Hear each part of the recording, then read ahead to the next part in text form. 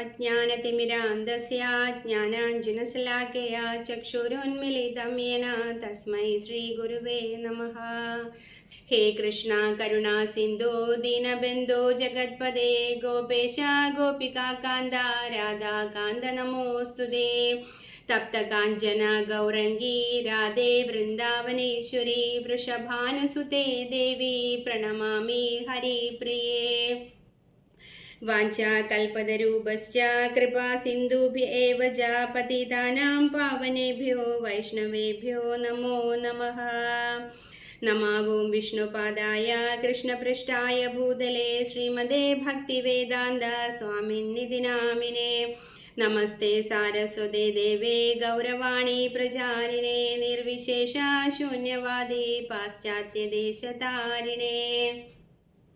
जय श्री कृष्ण चैतन्य प्रभु नित्यानंद श्री अद्वैत गदाधर श्रीवासादि गौर भक्त वृंद। हरे कृष्णा कृष्ण कृष्ण हरे हरे हरे राम राम राम हरे हरे। नारायणं नमस्कृत्यं नरं चैव नरोत्तमं देवीं सरस्वतीं व्यासं ततो जयमुदीरयेत्। नष्टप्रायेषु अभद्रेषु नित्यं भागवतसेवया भगवतीरुत्तमश्लोके भक्तिर्भवति नैष्टिकी। मूकं करोति वाचालं पङ्गुं लङ्घयते गिरिं यत्कृपादमहं वन्दे श्रीगुरुं दिनदारिणं परमानन्दमाधवं श्रीचैतन्यमीश्वरम्। ओम नमो भगवते वासुदेवाय। ओम नमो भगवते वासुदेवाय। ओम नमो भगवते वासुदेवाय। ഹരേ കൃഷ്ണ. എല്ലാവർക്കും ശ്രീമദ് ഭാഗവതം ക്ലാസ്സിലേക്ക് സ്വാഗതം. ഇന്ന് നമ്മൾ ചർച്ച ചെയ്യുന്നത് ഒന്നാമത്തെ സ്കന്ധത്തിലെ 10ാമത്തെ അധ്യായത്തിലെ 27ാമത്തെ ശ്ലോകമാണ്. അഹോപദാസോ യശസ്തിരസ്കരീ കുശസ്ഥലീ പുണ്യ യശസ്കരീ ഭുവാ പശ്യന്തി നിത്യം യദനുഗ്രഹേഷിതം സ്മിതാവലോകം സ്വപദീം സ്മയത് പ്രജാ. അഹോപദാസോ യശസ്തിരസ്കരീ കുശസ്ഥലീ പുണ്യ യശസ്കരീ ഭുവാ പശ്യന്തി നിത്യം യദനുഗ്രഹേഷിതം സ്മിതാവലോകം സ്വപദീം സ്മയത് പ്രജാ. അഹോപദാസോ യശസ്തിരസ്കരീ കുശസ്ഥലീ പുണ്യ യശസ്കരീ ഭുവാ പശ്യന്തി നിത്യം യദനുഗ്രഹേഷിതം സ്മിതാവലോകം സ്വപദീം സ്മയത് പ്രജാ. വിവർത്തനവും ഭാവാർത്ഥവും ശ്രീല പ്രഭുപാദരുടേതാണ്. ജയ ശ്രീല പ്രഭുപാദ്. ദ്വാരക സ്വർഗലോകങ്ങളുടെ യശസ്സിനെ പിന്തള്ളുകയും അപ്രകാരം ഭൂമിയുടെ പ്രശസ്തി വർദ്ധിപ്പിക്കുകയും ചെയ്തത് നിസ്സംശയം അതിശയകരമാകുന്നു. ദ്വാരകയിലെ നിവാസികൾ എല്ലാ ജീവാത്മാക്കളുടെയും ആത്മാവിനെ പ്രേമയുത ഭാവത്തോടെ സദാ ദർശിക്കുന്നു. അദ്ദേഹം അവരെ കടാക്ഷിക്കുകയും വശ്യമനോഹരമായ മന്ദസ്മിതം തൂകി അവരെ അനുഗ്രഹിക്കുകയും ചെയ്യുന്നു. ഭാവാർത്ഥം: ഇന്ദ്രൻ, ചന്ദ്രൻ, വരുണൻ, വായു എന്നിവരെ പോലെയുള്ള ദേവന്മാരാണ് സ്വർഗലോകവാസികൾ. ഈശ്വരഭക്തരായ ആത്മാക്കൾ ഭൂമിയിൽ നിരവധി ധർമ്മ പ്രവർത്തനങ്ങൾ നിർവഹിക്കുകയാൽ മരണാനന്തരം ഇവിടെ എത്തിച്ചേരുന്നു. ഉന്നത ഗ്രഹസമൂഹങ്ങളിൽ സമയക്രമീകരണം ഭൂമിയുടേതിൽ നിന്നും തികച്ചും വിഭിന്നമാണെന്ന് ആധുനിക ശാസ്ത്രജ്ഞരും അംഗീകരിച്ചിരിക്കുന്നു. അപ്രകാരം അവിടം ജീവന്റെ ആയുസ് 10,000 വർഷങ്ങളാണ് എന്ന് ധർമ്മശാസ്ത്രങ്ങളിൽ നിന്നും നമുക്ക് മനസ്സിലാക്കാം. ഭൂമിയിലെ 6 മാസം സ്വർഗലോകങ്ങളിലെ 1 ദിനമാകുന്നു. അതേപോലെ ആസ്വാദനത്തിനുള്ള സൗകര്യങ്ങളും അധികമാകുന്നു. മാത്രവുമല്ല, അവിടുത്തെ നിവാസികളുടെ സൗന്ദര്യം അഭൗമമാണ്. ഭുവനത്തിലെ ജീവിതത്തെക്കാൾ 10 മടങ്ങ് മേൽത്തരമായ ജീവിത സൗകര്യങ്ങൾ ലഭ്യമാകുമെന്ന് കേട്ടറിവുള്ളതിനാൽ ഭൂമിയിൽ വസിക്കുന്ന സാധാരണക്കാർ സ്വർഗലോകങ്ങളിൽ എത്തിച്ചേരാൻ ആഗ്രഹിക്കുന്നു. ഈ ഒരു ശ്ലോകത്തില് കുരുവംശത്തിലെ സ്ത്രീജനങ്ങൾ ഭഗവാന്റെ ധാമത്തെക്കുറിച്ചും ഭഗവാനെ കുറിച്ചിട്ടുമുള്ള മഹിമാനങ്ങൾ വാഴ്ത്തിപ്പാടുന്നതാണ് നമ്മൾ കാണുന്നത്. അപ്പോൾ കുരുക്ഷേത്ര യുദ്ധത്തിന് ശേഷം യുധിഷ്ഠിരന്റെ നിർബന്ധം മൂലം കുറച്ചു കാലം കൂടി ഹസ്തിനപുരിയിൽ താമസിച്ച ശേഷം ഭഗവാൻ ദ്വാരകയിലേക്ക് പ്രസ്ഥാനം ചെയ്യുന്നതാണ് ഈ അധ്യായം. അപ്പോൾ ദ്വാരകയിലേക്ക് ശ്രീകൃഷ്ണ ഭഗവാന്റെ പ്രയാണം എന്നതാണ് ഈ അധ്യായത്തിൻ്റെ തലക്കെട്ട്. അപ്പോൾ ഭഗവാൻ യാത്ര പുറപ്പെടാൻ തയ്യാറായി എത്തിയപ്പോൾ ശ്രീകൃഷ്ണനോടുള്ള അതിയായിട്ടുള്ള വ്യഗ്രത മൂലം ഉത്കണ്ഠാകുലരായിട്ട് അശ്രുക്കൾ നിറഞ്ഞ നയനങ്ങളോട് കൂടിയിട്ട് കൊട്ടാരത്തിൽ നിന്നും സ്ത്രീജനങ്ങൾ പുറത്തേക്ക് വരികയും അവർക്ക് അവരുടെ അശ്രുക്കളെ നിയന്ത്രിക്കുക എന്നത് വളരെ ശ്രമകരമായിട്ടുള്ള ഒരു ജോലിയായിട്ട് മാറുകയും ചെയ്തു. ഇപ്പോൾ ഭഗവാൻ വിട പറയുന്ന നേരത്ത് തങ്ങളുടെ കണ്ണുനീർ ഒരു ദുശകുനമാകുമോ എന്ന് ഈ കുരുസ്ത്രീകൾ ഭയപ്പെടുകയാണ്. ഭഗവാനെ ഒരു നോക്ക് കാണുവാനുള്ള ആത്യന്തികമായിട്ടുള്ള ആഗ്രഹത്താൽ അവർ താങ്കളുടെ ഭവനങ്ങളുടെ മട്ടുപ്പാവിലേക്ക് കയറി നിൽക്കുകയും ഭഗവാനുമേൽ പുഷ്പവൃഷ്ടി നടത്തുകയും ചെയ്തു. അതിനുശേഷം കൗരവ രാജധാനിയിലെ സ്ത്രീജനങ്ങൾ ഭഗവാനെ കുറിച്ച് സംസാരിക്കുന്നതാണ് ഈ ഒരു കുറച്ച് ശ്ലോകങ്ങളിലായിട്ട് നമ്മൾ കണ്ടുകൊണ്ടിരിക്കുന്നത്. അപ്പോൾ ഈ ശ്ലോകത്തിൽ അവർ പ്രത്യേകിച്ചും പറയുന്നത് ദ്വാരകയുടെ മഹിമയെ കുറിച്ചിട്ടാണ്. കഴിഞ്ഞ ശ്ലോകത്തിൽ യദുവംശത്തിന്റെ മഹിമകളാണ് അവർ വർണ്ണിച്ചത്. അപ്പോൾ ഈ ഒരു ശ്ലോകത്തിൽ ദ്വാരകയുടെ മഹിമകളാണ് കൗരവ സ്ത്രീകൾ വിവരിക്കുന്നത്. ഇപ്പോൾ ദ്വാരക എപ്രകാരം സ്വർഗലോകങ്ങളുടെ യശസ്സിനെ പിന്തള്ളി ഭൂമിയുടെ പ്രശസ്തി വർദ്ധിപ്പിച്ചു എന്നതിനെ കുറിച്ചിട്ടാണ് ഈ ശ്ലോകത്തിൽ പ്രധാനമായിട്ടും കൗരവ സ്ത്രീകൾ സംവദിക്കുന്നത്. അപ്പോൾ എങ്ങനെയാണ് ദ്വാരക ഉണ്ടായത് എന്ന് നമുക്ക് നോക്കാം. ഇപ്പോൾ ശാസ്ത്രങ്ങളിലെല്ലാം ഇതേക്കുറിച്ചിട്ടുള്ള ദൃഷ്ടാന്തം നമുക്ക് കാണാനായിട്ട് സാധിക്കും. ഇപ്പോൾ ഗുജറാത്തിലെ കച്ച് ഉൾക്കടലിനടുത്തുള്ള പവിത്രമായ ഗോമതി നദിയുടെ തീരത്താണ് ദ്വാരക നഗരം സ്ഥിതി ചെയ്യുന്നത്. ഇപ്പോൾ ദ്വാരക എന്നാൽ കവാടങ്ങളുടെ നഗരം എന്നാണ് അർത്ഥമാക്കുന്നത്.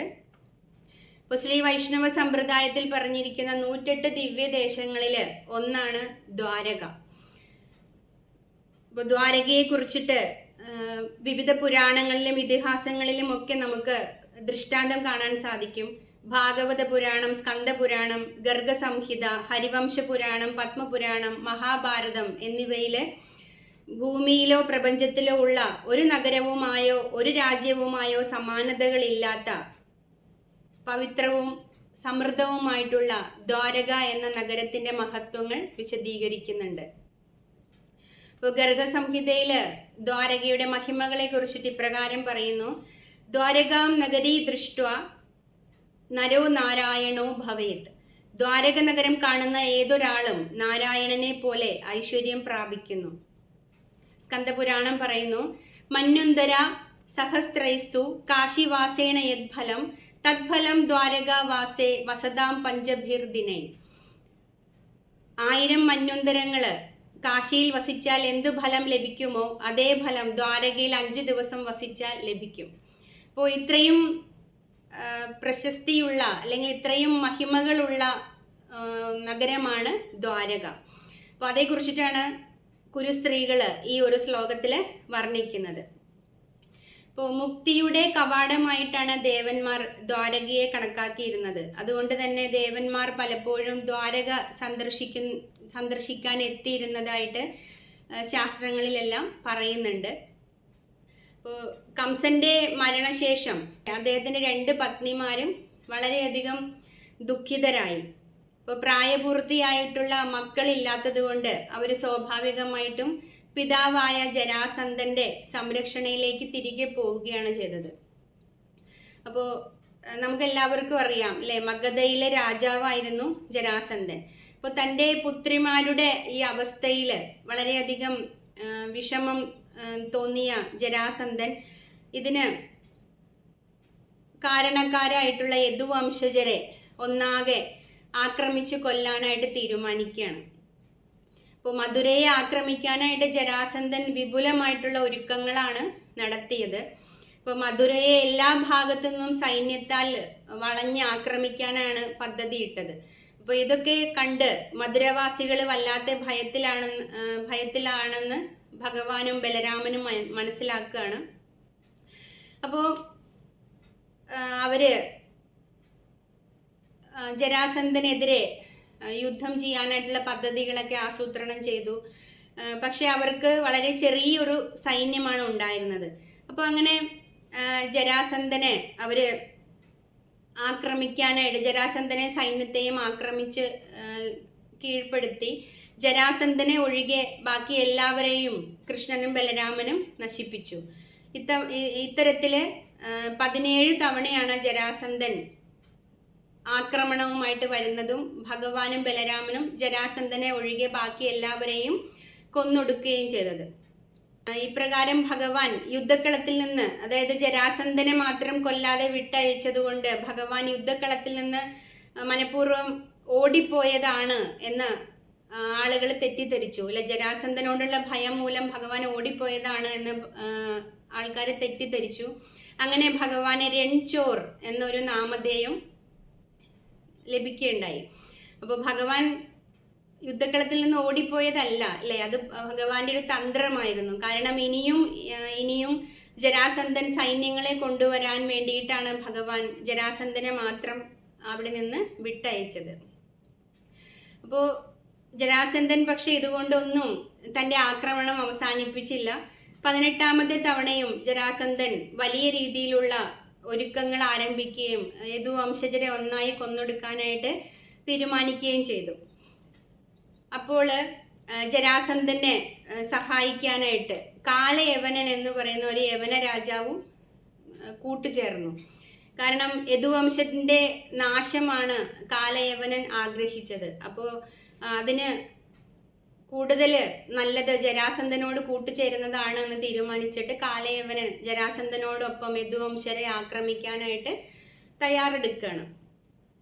അപ്പോൾ ഒരിക്കൽ കാലയവനന് തൻ്റെ ശക്തിയിൽ വളരെയധികം അഹങ്കാരമുണ്ടായിരുന്നു. അപ്പോൾ ശക്തനായിട്ടുള്ള തന്നോടൊപ്പം യുദ്ധം ചെയ്യാൻ തുല്യ യോഗ്യതയുള്ളവരാരാണ് എന്ന് നാരദ മഹർഷിയോട് ചോദിക്കുന്ന സമയത്ത് നാരദ മഹർഷി പറയും, ലോകത്തിലെ ഏറ്റവും ശക്തരായിട്ടുള്ള ആളുകൾ യദുവംശജരാണ് എന്ന് മറുപടി പറയും. അപ്പോൾ അതിൻ്റെ ഫലമായിട്ടാണ് കാലയവനൻ യദുക്കളെ ആക്രമിക്കാനായിട്ട് തീരുമാനിച്ചത്. അപ്പോൾ ഇതും ഭഗവാന്റെ ഒരു പദ്ധതിയാണ്. അപ്പോൾ 30 ലക്ഷം സൈനികരാണ് കാലയവനൻ ഉണ്ടായിരുന്നത്.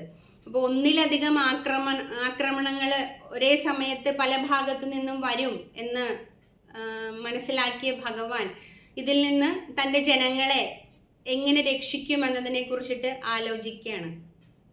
അപ്പോൾ തന്നെ വിശ്വസിക്കുന്ന ജനങ്ങളെ സുരക്ഷിതമായിട്ട് എവിടേക്കെങ്കിലും മാറ്റി പാർപ്പിച്ചാൽ മാത്രമേ ഭഗവാനും ബലരാമനും സ്വതന്ത്രരായിട്ട് യുദ്ധത്തിൽ പങ്കെടുക്കാനായിട്ട് സാധിക്കുകയുള്ളൂ, അല്ലേ? അതേസമയം തൻ്റെ ആളുകളുടെ സുരക്ഷ ഉറപ്പാക്കുകയും വേണം. അപ്പോൾ ഈ തൻ്റെ ജനങ്ങളെ രക്ഷിക്കാനായിട്ട് ഒരാൾക്കും പ്രവേശിക്കാൻ കഴിയാത്ത ഭീമാകാരമായിട്ടുള്ള ഒരു കോട്ട പണിയാനായിട്ട് ഭഗവാൻ തീരുമാനിക്കുകയാണ്. അങ്ങനെ ഭഗവാൻ കടലിൽ നിന്ന് കര വീണ്ടെടുക്കുകയും പ്രപഞ്ച ചരിത്രത്തിൽ എവിടെയും സമാനതകളില്ലാത്ത ഒരു നഗരം നിർമ്മിക്കാനായിട്ട് വിശ്വകർമാവിനോട് ആവശ്യപ്പെടുകയും ചെയ്തു. അപ്പോൾ അങ്ങനെ വിശ്വകർമാവ് അതിമനോഹരമായിട്ടുള്ള ഒരു നഗരം ഭഗവാന് വേണ്ടിയിട്ട് കെട്ടിപ്പടുക്കുകയാണ്. ഇപ്പോൾ എല്ലാ മധുര നിവാസികളെയും പുതുതായി നിർമ്മിച്ച കോട്ട നഗരിയിലേക്ക് ഭഗവാൻ മാറ്റി പാർപ്പിച്ചു. അതിനുശേഷം ജരാസന്ധനെയും കാലയവനെയും യുദ്ധത്തിൽ തോൽപ്പിച്ചു. അപ്പം അതിനുശേഷം ഭഗവാൻ തൻ്റെ 16,108 ഭാര്യമാരോടൊപ്പം ദ്വാരകയിൽ ഭരണം നടത്തുകയും തൻ്റെ അതിശയകരമായുള്ള അതീന്ദ്രിയ ലീലകൾ പ്രദർശിപ്പിക്കുകയും ചെയ്തു. ഇപ്പോൾ ദ്വാരകയിൽ ഭരണം നടത്തിയത് കൊണ്ടാണ് ഭഗവാന് ദ്വാരകാധീശൻ എന്ന നാമധേയം ലഭിച്ചത്.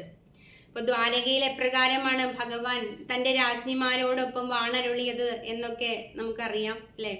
എല്ലാവരോടും എല്ലാ കൊട്ടാരത്തിലും ഒരേ സമയം നമുക്ക് ഭഗവാനെ കാണാനായിട്ട് സാധിക്കും. അപ്പം അത്രയും വിപുലമായിട്ടുള്ള സജ്ജീകരണങ്ങളാണ് ഭഗവാൻ ദ്വാരകയിൽ ഒരുക്കിയത്.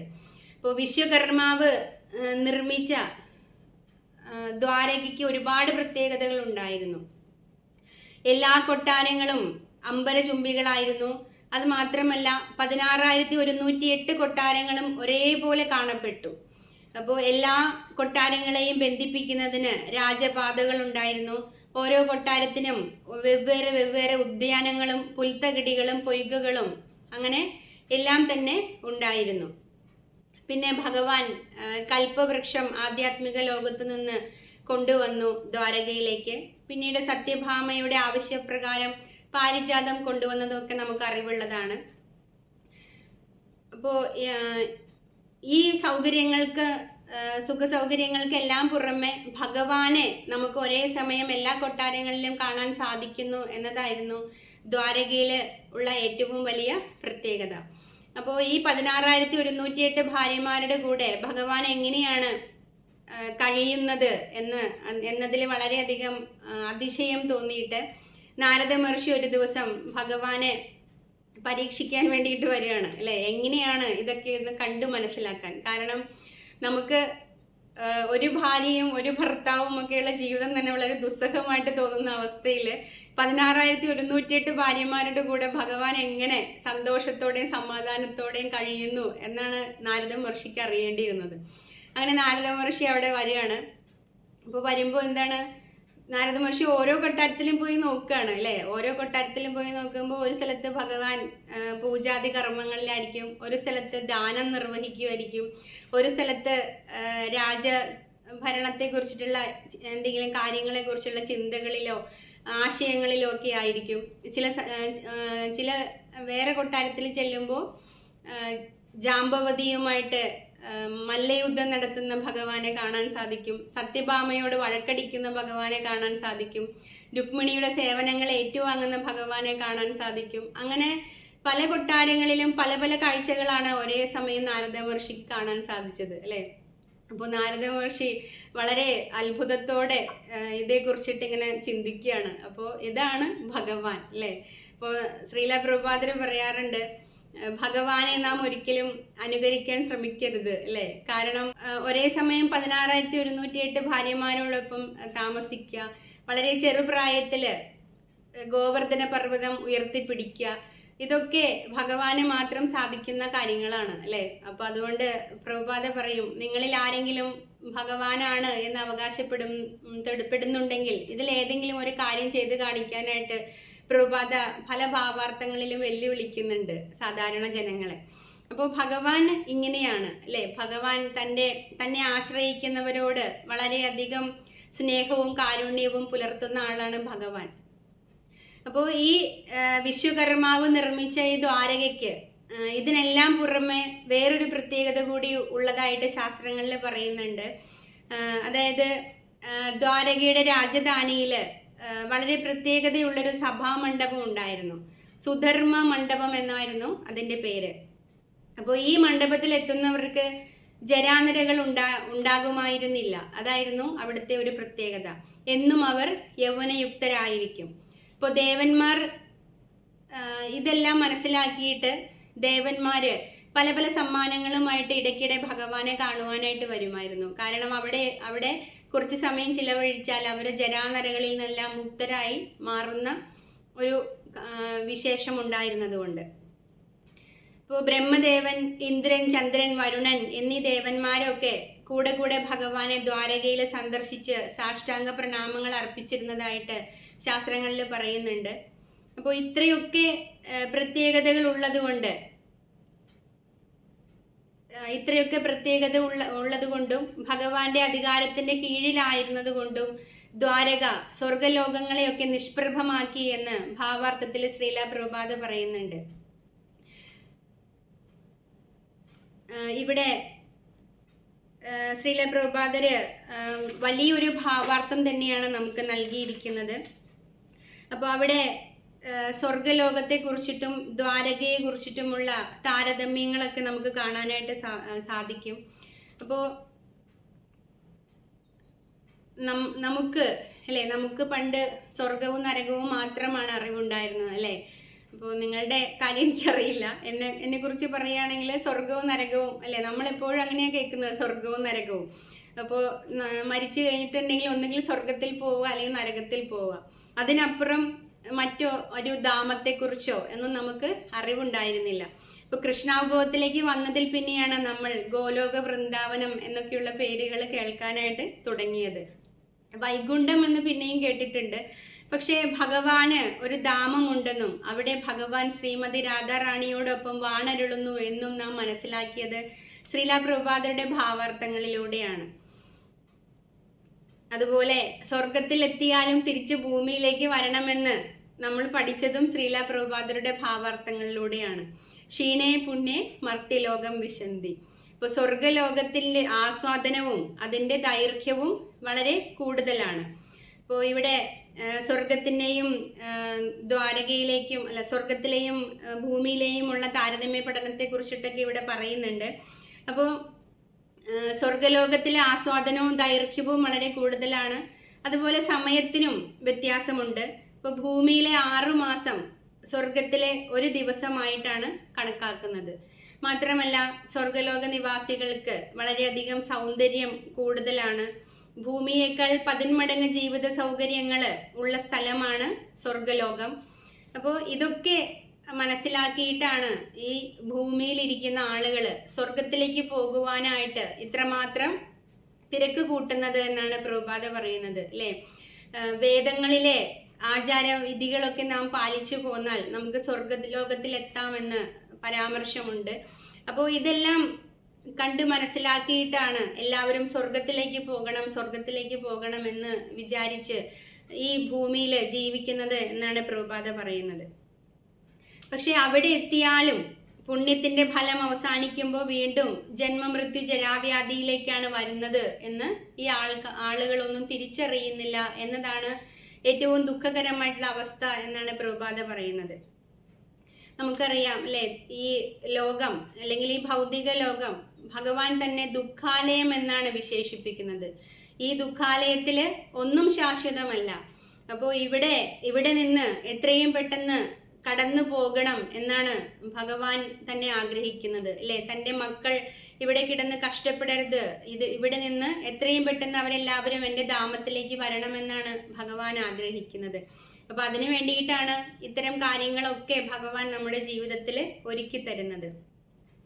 ഇപ്പോൾ ശ്രീല പ്രഭുപാദര് ഭാവാർത്ഥത്തിൽ പറയുന്നുണ്ട്, പ്രപഞ്ചത്തിലെ പ്രശസ്ത ഗ്രഹങ്ങളെക്കാൾ അധികം പ്രാധാന്യം അർഹിക്കുന്ന 3 സ്ഥലങ്ങളാണ് വൃന്ദാവനം, ദ്വാരക, മധുര എന്നിവ. എന്തുകൊണ്ടാണ് ഈ സ്ഥലങ്ങളൊക്കെ മറ്റുള്ള സ്ഥലങ്ങളെക്കാൾ അധികം പ്രശസ്തിയുള്ളത്?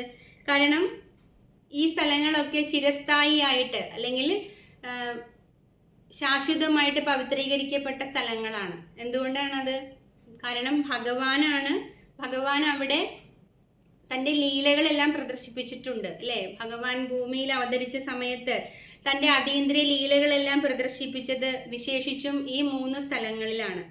അപ്പോൾ അതുകൊണ്ട് തന്നെ അവ മറ്റുള്ള സ്ഥലങ്ങളെക്കാളൊക്കെ പുകഴ്പെറ്റ സ്ഥലങ്ങളായിട്ട് മാറുന്നു. അവർക്ക് ആ സ്ഥലങ്ങൾക്കൊക്കെ അതിൻ്റെതായിട്ടുള്ള വിശുദ്ധി എപ്പോഴും ഉണ്ടാവുകയും ചെയ്യും.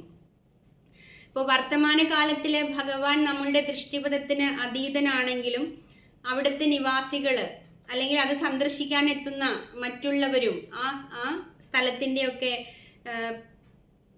പുണ്യത്തെ പരമാവധി പ്രയോജനപ്പെടുത്തുന്നു എന്നിവിടെ പ്രഭുപാദ പറയുന്നുണ്ട്. കാരണം എന്തുകൊണ്ടാണ്? സർവ്വജീവാത്മാക്കളുടെയും ആത്മാവ് ഭഗവാനാണ്, അല്ലേ? അപ്പോൾ എല്ലാ ജീവാത്മാക്കളും നാം നേരത്തെ പറഞ്ഞതുപോലെ ഈ അവസ്ഥയിൽ നിന്ന് രക്ഷപ്പെടണമെന്നും ശാശ്വതമായിട്ടുള്ള തൻ്റെ ധാമത്തിലേക്ക് വരണമെന്നും ഭഗവാൻ വളരെയധികം ആഗ്രഹിക്കുന്നുണ്ട്. അപ്പം അതുകൊണ്ടാണ് ഭഗവാൻ തൻ്റെ ഈ അതീന്ദ്രിയ ലീലകളൊക്കെ പ്രദർശിപ്പിക്കുകയും ആ സ്ഥലങ്ങളൊക്കെ സന്ദർശിക്കുന്ന ആളുകൾക്ക് അനുഗ്രഹങ്ങൾ നൽകുകയും ചെയ്യുന്നത്. അപ്പോൾ എല്ലാ ജീവാത്മാക്കളും അവരുടെ വ്യവസ്ഥാപിതമായ അവസ്ഥയിൽ സ്ഥിതി ചെയ്യണമെന്നും അപ്രകാരം അദ്ദേഹത്തിന്റെ സംസർഗത്തിലുള്ള അതീന്ദ്രിയ ജീവിതത്തിൽ പങ്കുചേരണമെന്നും ഭഗവാൻ ഇച്ഛിക്കുന്നു. അപ്പൊ എന്താണ് നമ്മളുടെ വ്യവസ്ഥാപിതമായിട്ടുള്ള അവസ്ഥ എന്ന് പറയുന്നത്? ജീവേര സ്വരൂപേര കൃഷ്ണേര നിത്യദാസ, അല്ലെ? ഭഗവാന്റെ ശാശ്വതരായിട്ടുള്ള സേവകരാണ് നമ്മൾ. അപ്പോൾ ആ ശാശ്വതമായിട്ടുള്ള അവസ്ഥയിലേക്ക് നമുക്ക് തിരിച്ചു പോകാനും നമ്മുടെ സ്വരൂപത്തിൽ ഇരുന്നു കൊണ്ട് ഭഗവാന് സേവനങ്ങൾ അർപ്പിക്കാനും നമുക്ക് സാധിക്കണം. അപ്പൊ അതിനു വേണ്ടിയിട്ടാണ് ഇത്തരം കാര്യങ്ങളൊക്കെ ഭഗവാൻ ഒരുക്കി തരുന്നത്. അപ്പോൾ ആ അതീന്ദ്രിയ ജീവിതത്തില് ഭഗവാനോടൊപ്പം പങ്കുചേരണമെന്നാണ് ഭഗവാൻ ആഗ്രഹിക്കുന്നത്. അല്ലാതെ നമ്മൾ ഒറ്റയ്ക്ക് ഈ ഭൗതിക ലോകത്തിൽ കിടന്ന് കഷ്ടപ്പെടണം എന്നല്ല ഭഗവാൻ ആഗ്രഹിക്കുന്നത്. ഇപ്പോൾ ഭഗവാന്റെ ആകർഷകമായിട്ടുള്ള മന്ദസ്മിതവും ഭഗവാന്റെ ആകർഷകമായിട്ടുള്ള ഭാവവും ഒക്കെ വളരെയധികം ആഴത്തില് ആളുകളിൽ സ്പർശിക്കുന്നു എന്ന് പ്രഭുപാദ ഇവിടെ പറയുന്നുണ്ട്, അല്ലെ? ഭഗവാൻ തന്നെ ഭഗവത്ഗീതയിൽ പറയുന്നുണ്ട്, ജന്മകർമ്മ ചമേ ദിവ്യം ഏവം യോവേത്തി തത്വതഃ തെക്വാ ദേഹം പുനർജന്മ നൈതി മാം ഏതിസോ അർജുന. അല്ലെ, എന്താ അവിടെ ഭഗവാൻ പറയുന്നത്? എൻ്റെ ജന്മങ്ങളുടെയും കർമ്മങ്ങളുടെയും രഹസ്യം മനസ്സിലാക്കിയവർക്ക് പിന്നെ ശരീരം ഉപേക്ഷിച്ചു കഴിഞ്ഞാൽ ഒരിക്കലും പുനർജന്മം ഉണ്ടാവില്ല, അവര് എൻ്റെ ധാമത്തിലേക്ക് എത്തിച്ചേരും എന്ന് ഭഗവാൻ പറയുന്നുണ്ട്. അപ്പോൾ ഇതാണ് ഭഗവാൻ ആഗ്രഹിക്കുന്നത്, നാം ഓരോരുത്തരും ഭഗവത് ധാമത്തിലേക്ക് പ്രവേശിക്കണം. അപ്പോൾ അങ്ങനെ സംഭവിച്ചാൽ എന്താണ്? ഇനി ഒരിക്കലും നമുക്ക് പുനർജന്മം എന്ന ദോഷമില്ലാതെ ദൈവരാജ്യത്തില് ഭഗവത് ധാമത്തില് ഭഗവാനോടൊപ്പം സദാ വാണരുളാം എന്ന് ഭഗവത്ഗീതയിൽ പ്രസ്താവിച്ചിട്ടുണ്ട്, അല്ലേ? അതാണ് ജന്മകർമ്മ ചമേ ദിവ്യം. അപ്പോൾ ഇതാണ് ഭഗവാൻ ആഗ്രഹിക്കുന്നത്. അപ്പോൾ നാം ഓരോരുത്തരും ആ ഒരു അവസ്ഥയിലേക്ക് എത്തിച്ചേരണം എന്നാണ് അതാണ് ഭഗവാൻ ആഗ്രഹിക്കുന്നത്. അതാണ് നമ്മുടെ ആത്യന്തികമായിട്ട് ലക്ഷ്യവും അതാവണം. അപ്പൊ അതേക്കുറിച്ചിട്ടാണ് ഈ ഒരു ഭാവാർത്ഥത്തിലെല്ലാം ശ്രീല പ്രഭുപാദ ഊന്നി പറയുന്നത്. ഭൗതിക ലോകത്തേക്കാൾ ഒരുപാട് ഭൗതിക ആസ്വാദനത്തിന് ഊന്നൽ നൽകുന്ന സ്ഥലങ്ങളാണ് സ്വർഗലോകങ്ങൾ. പക്ഷെ ഈ സ്വർഗലോകത്തും എന്താണ് പ്രശ്നമുള്ളത്? നാം ഭഗവത്ഗീതയിൽ ഇതേക്കുറിച്ചിട്ട് വിശദമായിട്ട് പഠിക്കുന്നുണ്ട്, അല്ലേ? ഇവിടെ പ്രഭുപാദ ഭഗവത്ഗീതയുടെ 2 ശ്ലോകങ്ങളുടെ പരാമർശം തന്നിട്ടുണ്ട്. അപ്പൊ അതിൽ പറയുന്നത് എന്താണെന്ന് വെച്ചാൽ, സ്വർഗീയ സുഖങ്ങൾ കാംക്ഷിച്ച് വേദപഠനം നടത്തുന്നവരും സോമപാനം ചെയ്യുന്നവരും മറ്റൊരു വിധത്തിൽ ഭജിക്കുന്നത് എന്നെയാകുന്നു. പാപഫലങ്ങളിൽ നിന്ന് മുക്തരായി പുണ്യലോകമായ ഇന്ദ്രന്റെ സ്വർഗത്തിൽ ജനിച്ച് അവർ ദിവ്യ സുഖങ്ങളെ അനുഭവിക്കുന്നു. ഇങ്ങനെ സ്വർഗീയങ്ങളായ ഇന്ദ്രിയ സുഖങ്ങൾ ഒട്ടേറെ അനുഭവിച്ച് തങ്ങൾ ചെയ്ത പുണ്യ കർമ്മങ്ങളുടെ ഫലമെല്ലാം നഷ്ടപ്പെടുമ്പോൾ അവർ ഈ നശ്വരമായ ഭൂമിയിലേക്ക് തിരിച്ചു വരുന്നു. വേദത്രയ പ്രമാണങ്ങളിൽ ഉറച്ചു നിൽക്കുന്ന സുഖാനുഭോഗാന്വേഷികൾക്ക് ജന്മമൃത്യു പരമ്പരയല്ലാതെ മറ്റൊന്നും കിട്ടാനില്ല. അപ്പോൾ ഇതാണ് ഈ 2 ശ്ലോകങ്ങളിലായിട്ട് പ്രഭുപാദ നമുക്ക് നൽകുന്ന വിവർത്തനം. അപ്പോൾ എന്താണ്? സ്വർഗലോകത്തെത്തിയാലും നമ്മൾ പ്രാപ്തമാക്കിയിട്ടുള്ള പുണ്യം ക്ഷയിക്കുന്ന ഉടൻ തന്നെ നമുക്ക് വീണ്ടും ഈ ഭൂമിയിലേക്ക് തിരിച്ചു വരേണ്ടി വരും. ക്ഷീണേ പുണ്യേ മർത്യലോകം വിശന്തി. അപ്പോൾ എന്തുകൊണ്ടാണ് ഇത് സംഭവിക്കുന്നത്? നാം പൂർണ്ണ ജ്ഞാനം നേടാത്തത് കൊണ്ടാണ് ഇങ്ങനെ ജനിമൃതി ചക്രങ്ങളിൽ പെട്ട് നമുക്കിങ്ങനെ ഉഴറേണ്ടി വരുന്നത് എന്നാണ് പ്രഭുപാദ പറയുന്നത്. അപ്പൊ എന്താണ് പൂർണ്ണജ്ഞാനം? വാസുദേവ സർവമിതി, അല്ലെ? ഭഗവാനാണ് എല്ലാത്തിൻ്റെയും കാരണവും കാരണഭൂതനും എല്ലാത്തിൻ്റെയും സൃഷ്ടാവും എല്ലാം ഭഗവാനാണ് എന്നുള്ള ജ്ഞാനത്തിലേക്ക് നാം എത്തിച്ചേരണം. അപ്പോൾ ആ ജ്ഞാനം നമുക്ക് ലഭിച്ചാൽ പിന്നെ നമുക്ക് പുനർജന്മത്തിന്റെ ആവശ്യമില്ല എന്നാണ് പ്രഭുപാദ പറയുന്നത്. അപ്പോൾ ഇത് മനസ്സിലാക്കിയാൽ മാത്രമേ നമുക്ക് പുനരഭിജനനം പുനരഭിമരണം നമുക്ക് നിർത്താനായിട്ട് സാധിക്കുകയുള്ളൂ. അല്ലാത്ത പക്ഷം നാം ഇങ്ങനെ കറങ്ങിക്കൊണ്ടിരിക്കും, അല്ലേ? ശ്രീ ശങ്കരാചാര്യര് ആ ശ്ലോകത്തിൽ പറയുന്നുണ്ട്, അല്ലെ? എങ്ങനെയാ നമുക്കിത് നിർത്താൻ സാധിക്കുക? ഭജ ഗോവിന്ദം ഭജ ഗോവിന്ദം ഗോവിന്ദം ഭജ മൂഢമതേ, അല്ലെ? വിഡ്ഢിയെ നീ ഗോവിന്ദനെ ഭജിക്കൂ എന്നാണ് ശങ്കരാചാര്യര് പറയുന്നത്. അപ്പോൾ അങ്ങനെ ഗോവിന്ദനെ ഭജിച്ചാൽ മാത്രമേ ഈ പുനരഭിജനനം പുനരഭിമരണം എന്ന പ്രക്രിയയിൽ നിന്ന് നമുക്ക് രക്ഷപ്പെടാനായിട്ട് സാധിക്കുകയുള്ളൂ. അപ്പൊ ഇവിടെ ശ്രീല പ്രഭുപാദ പറയുന്നുണ്ട്, ഈ ഭൂമി മാത്രമല്ല ഈ പ്രപഞ്ചത്തിലുള്ള മറ്റെല്ലാ ലോകങ്ങളും ദുരിതപൂർണമാണ് എന്ന് പറയുന്നുണ്ട്. അപ്പോൾ അവിടെ നിന്നൊക്കെയാണ് ഭഗവാന്റെ ദ്വാരക പ്രശസ്തമാകുന്നത്, അല്ലെ? ദ്വാരകയിൽ എന്താണ് നമുക്ക് പ്രത്യേകതയുള്ളത്? അവിടെ ഭഗവാനുണ്ട്, അല്ലെ? ഇപ്പോൾ ഭഗവാന്റെ മന്ദസ്മിതം ദ്വാരകയിൽ കണ്ടിരുന്ന എല്ലാവരും തന്നെ പുനർജന്മത്തിന് അർഹതയില്ലാത്തവരായി മാറി എന്ന് ഭാവാർത്ഥത്തിൽ ശ്രീല പ്രഭുപാദ പറയുന്നുണ്ട്. കാരണം ഭഗവത് ധാമത്തിൽ ഒഴികെ മറ്റൊരു സ്ഥലത്തും ശാശ്വതമായിട്ടുള്ള ജീവിതം, നിത്യമായ പരമാനന്ദം, സ്ഥായിയായിട്ടുള്ള ജ്ഞാനം എന്നിവയില്ല. ഇതൊക്കെ ഭാവാർത്ഥത്തിൽ ശ്രീല പ്രഭുപാദ പറയുന്ന കാര്യങ്ങളാണ്. ഇപ്പൊ ഭഗവാന്റെ ലീലകൾ പ്രദർശിപ്പിച്ചിരുന്ന സ്ഥലങ്ങളായതുകൊണ്ടാണ് വൃന്ദാവനും മധുരയും ദ്വാരകയും മറ്റ് സ്ഥലങ്ങളെ അപേക്ഷിച്ച് വ്യത്യസ്തമാകുന്നതും പരിശുദ്ധിയുള്ളതായിട്ട് മാറുന്നതും. അപ്പൊ ഈ 3 സ്ഥലങ്ങളിൽ താമസിച്ച് ഭക്തിയുത സേവനത്തിൽ ഏർപ്പെടുവാനായിട്ട് ശ്രീല പ്രഭുപാദ നിർദ്ദേശിക്കുന്നുണ്ട് ഈ ഭാവാർത്ഥത്തില്. ശ്രീല രൂപഗോസ്വാമി പ്രഭുപാദ ഭക്തിയുടെ 64 ഇനങ്ങളെ കുറിച്ചിട്ട് പറയുന്നുണ്ട് ഭക്തി രസാമൃത സിന്ധുവില്. അപ്പോൾ ഈ 64 ഘടകങ്ങളും ഒരേ ഒരു കാര്യത്തിലേക്കാണ് നമ്മെ നയിക്കേണ്ടത് എന്ന് പത്മപുരാണം പറയുന്നുണ്ട്. ഏതാണ് കാര്യം? സ്മാർത്തവ്യ സതതം വിഷ്ണുർ വിസ്മാർത്തവ്യോ ന ജാതുജിത് സർവേ വിധി നിഷേധാസ്യൂർ ഏതയോർ ഏവ കിങ്കരഹ. എന്താ പത്മപുരാണം പറയുന്നത്? എല്ലായ്പ്പോഴും ഭഗവാനെ സ്മരിക്കുക, ഒരിക്കലും ഭഗവാനെ വിസ്മരിക്കാതിരിക്കുക. ശാസ്ത്രങ്ങളിൽ പറയുന്ന എല്ലാ നിയമങ്ങളും വിലക്കുകളും ഈ ഒരു കാര്യത്തിനാണ് ഊന്നൽ കൊടുക്കുന്നത്. ഇപ്പോൾ എല്ലാ നിയമങ്ങളും വിലക്കുകളും ഈ 2 തത്വങ്ങളുടെ സേവകരായിട്ട് മാറിയിരിക്കുകയാണ് അല്ലേ? എന്തുകൊണ്ടാണ്? നമ്മുടെ ആത്യന്തികമായിട്ടുള്ള ലക്ഷ്യം അല്ലെങ്കിൽ നമ്മുടെ ഒരു പരമമായിട്ടുള്ള ഒരു ഗതി എന്ന് പറയുന്നത് ഭഗവാനെ ഒരിക്കലും മറക്കാതിരിക്കുക, സദാസമയവും ഭഗവാനെ ഓർമ്മിക്കുക എന്നുള്ളതാണ്. അപ്പോൾ ഇവിടെ അതേക്കുറിച്ചിട്ട് പ്രഭുപാദ പറയുന്നത്, നമ്മളെപ്പോഴും നമ്മളെ പറ്റിയിട്ട് മാത്രം ചിന്തിക്കുന്ന ആളുകളാണ് അല്ലേ? നമുക്കെപ്പോഴും നമ്മുടെ സുഖ സൗകര്യങ്ങൾ, നമ്മുടെ സുഖം ദുഃഖം, നമ്മുടെ ശാന്തി സമാധാനം, ഇതൊക്കെയാണ് നമ്മൾ എപ്പോഴും ചിന്തിക്കുന്നത്. അപ്പോൾ അതിനു വേണ്ടി നമ്മളെ സംതൃപ്തിപ്പെടുത്താനാണ് നമ്മൾ ഭൂരിഭാഗവും കാര്യങ്ങളിലും ഏർപ്പെടുന്നത്. അപ്പോൾ നമ്മുടെ ജീവിതം നിലനിൽക്കുന്നത് ഇന്ദ്രിയ സംതൃപ്തിയിലാണ് എന്ന് പ്രഭുപാദ പറയുകയാണ്. അപ്പോൾ ഈ കാര്യങ്ങളിലൊക്കെ പെട്ട് നാം നമ്മുടെ പ്രിയ സുഹൃത്തിനെ മറന്നു പോയത് കൊണ്ടാണ് നമുക്ക് ഈ കഷ്ടപ്പാടുകളും ദുരിതങ്ങളും ഒക്കെ അനുഭവിക്കേണ്ടി വരുന്നത് എന്നാണ് പ്രഭുപാദ പറയുന്നത്. അപ്പോൾ നാം മറന്നു പോയിട്ടുള്ള നമ്മുടെ ആ സുഹൃത്തിനെ, നമ്മുടെ പ്രിയ സുഹൃത്തിനെ ഓർമ്മിപ്പിക്കാനാണ് ഈ ഭക്തിയോഗം നമ്മുടെ ജീവിതത്തിൽ പ്രയോഗിക്കാൻ, അല്ലെങ്കിൽ നമ്മുടെ ഈ ഭക്തിയോഗം നമ്മുടെ ജീവിതത്തിൽ പ്രാവർത്തികമാക്കാനായിട്ട് ആചാര്യന്മാർ നിർദ്ദേശിക്കുന്നത്. ഇപ്പോൾ സുഹൃതം സർവഭൂതാനാം അല്ലേ? നമ്മുടെ ഭഗവാൻ പറയുന്ന ശാന്തി മന്ത്രമാണ് അല്ലേ? എന്നെ സുഹൃത്തായിട്ട് കണ്ട് എന്നെ ഭജിക്കാനാണ് ഭഗവാൻ ആവശ്യപ്പെടുന്നത്. അപ്പോൾ നമ്മുടെ ഏറ്റവും വലിയ അഭ്യുതകാംക്ഷയാണ് ഭഗവാൻ. അപ്പോൾ ഇവിടെ ഈ ഒരു ദ്വാരകയിലുള്ള നിവാസികൾ എല്ലാ ജീവാത്മാക്കളുടെയും ആത്മാവിനെ പ്രേമയുദ്ധ ഭാവത്തോടെ സദാ ദർശിക്കുന്നു എന്ന് കൗരവ രാജധാനിയിലെ സ്ത്രീജനങ്ങൾ പറയുന്നുണ്ട് ഈ ശ്ലോകത്തിൽ അല്ലേ? ആരാണ് എല്ലാ ജീവാത്മാക്കളുടെയും ആത്മാവ്? ഭഗവാനാണ്. അപ്പോൾ അത് വായിക്കുമ്പോൾ നമുക്ക് ആദ്യം ഒരു സംശയം തോന്നും അല്ലേ? നാം ഒന്നും കൂടി വായിക്കുമ്പോഴാണ് ആ സെന്റൻസ് നമുക്ക് പൂർണ്ണമായിട്ടും മനസ്സിലാകുന്നത്. അപ്പോൾ കൗരവ രാജധാനിയിലെ സ്ത്രീജനങ്ങൾ പറയുന്നത് പോലെ എല്ലാ ജീവാത്മാക്കളുടെയും ആത്മാവിനെ പ്രേമയുദ്ധ ഭാവത്തോടെ വീക്ഷിക്കാനായിട്ട് നമുക്ക് സാധിക്കണം.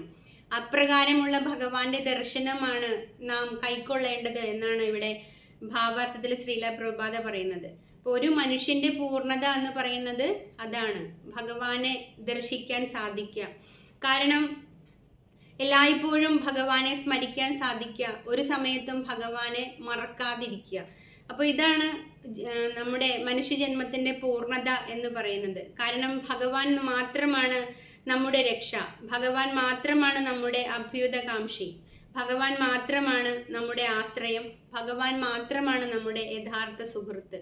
അപ്പോൾ നമ്മുടെ ഹൃദയത്തിൽ പരമാത്മാവായിട്ടിരിക്കുന്ന ഭഗവാന് നമ്മുടെ എല്ലാ ആഗ്രഹങ്ങളെ പറ്റിയിട്ടും അറിവുണ്ട് അല്ലേ? ആ ഭഗവാനിൽ മാത്രമാണ് നമ്മുടെ ആത്യന്തികമായിട്ടുള്ള രക്ഷ സ്ഥിതി ചെയ്യുന്നത്. അപ്പോൾ ഇന്നത്തെ ഈ കലിയുഗത്തിൽ 64 ഇനം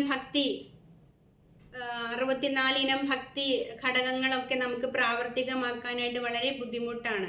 അത് മനസ്സിലാക്കിയിട്ട് ശ്രീ ചൈതന്യ മഹാപ്രഭു സാധനാ ഭക്തി നമുക്ക് നിർദ്ദേശിച്ചു. അപ്പോൾ ഈ 64 ഇനങ്ങളിൽ 5 കാര്യങ്ങൾ വളരെ പ്രധാനപ്പെട്ടവയാണ് എന്ന് ചൈതന്യ മഹാപ്രഭു പരാമർശിക്കുകയും ചെയ്തിട്ടുണ്ട്. അപ്പോൾ ഏതൊക്കെയാണ് 5 കാര്യങ്ങൾ? സാധുസംഗ, നാമകീർത്തന, ഭാഗവത ശ്രവണ, മധുരാവാസ, ശ്രീമൂർത്തിയുടെ ശ്രദ്ധയാ സേവ. അപ്പോൾ ഈ 5 കാര്യങ്ങൾ വളരെ ചെറുതായിട്ടെങ്കിലും നാം ചെയ്യുന്നുണ്ടെങ്കിൽ നമ്മുടെ ഉള്ളിൽ ഉറങ്ങിക്കിടക്കുന്ന കൃഷ്ണപ്രേമത്തെ ഉണർത്താൻ അത് സഹായിക്കും എന്നാണ് ആചാര്യന്മാർ പറയുന്നത്. ഇത് ചൈതന്യ മഹാപ്രഭുവിൻ്റെ വാക്കുകളാണ്. അപ്പോൾ ചൈതന്യ മഹാപ്രഭു പറയാണ്, സകല സാധന ശ്രേഷ്ഠ ഏയ് പഞ്ച അംഗ കൃഷ്ണപ്രേമ ജന്മായ ഏയ് പഞ്ചേര അല്പസംഘ. ഈ സകല സാധനയുടെയും ശ്രേഷ്ഠം എന്ന് പറയുന്നത് ഈ 5 കാര്യങ്ങളാണ്. അപ്പോൾ ഈ 5 കാര്യങ്ങൾ കുറച്ചെങ്കിലും നാം അനുഷ്ഠിച്ചാൽ അത് നമുക്ക് കൃഷ്ണപ്രേമം നേടിത്തരാൻ സഹായിക്കുമെന്ന് പറയുന്നുണ്ട്.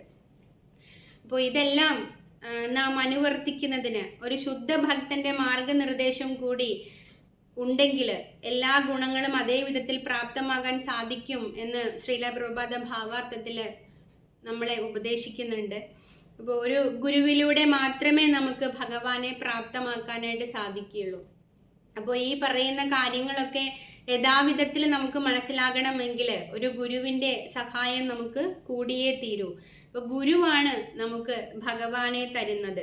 അപ്പോൾ ഭഗവാനെ ഹൃദയത്തിൽ കൊണ്ടു നടക്കുന്ന ഒരാൾക്ക് ഇനിയൊരാളിലേക്ക് ഭഗവാനെ നൽകാനായിട്ട് സാധിക്കുകയുള്ളൂ.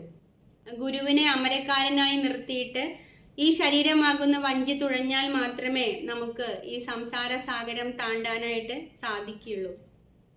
ശ്രീമദ് ഭാഗവത്തിൽ പറയുന്നു, പ്ലവം സുകൽപ്പം ഗുരുകർണധാരം മയാനുകൂലേന നഭസ്വതേരിതം. എന്താ ശ്രീമദ് ഭാഗവതം പറയുന്നത്?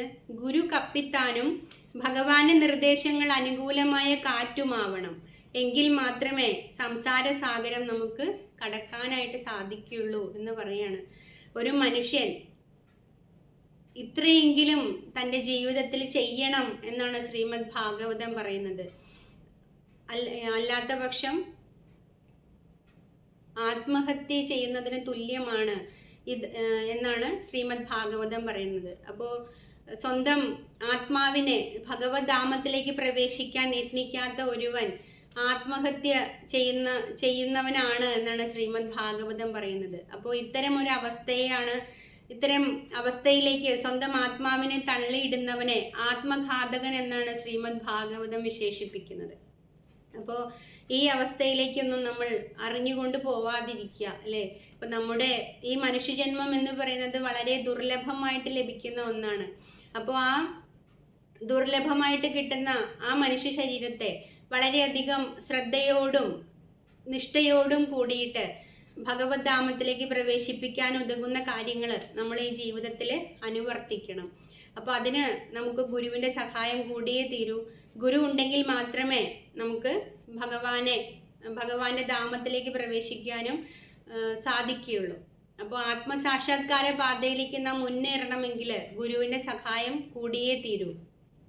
ഇപ്പോൾ ഗുരുവാണ് നമുക്ക് ഭഗവാനെ കാണിച്ചു തരുന്നത്, അല്ലേ? അല്ലെങ്കിൽ ഭഗവാനെ കുറിച്ചിട്ടുള്ള ജ്ഞാനം നമുക്ക് തരുന്നത് ഗുരുവാണ്.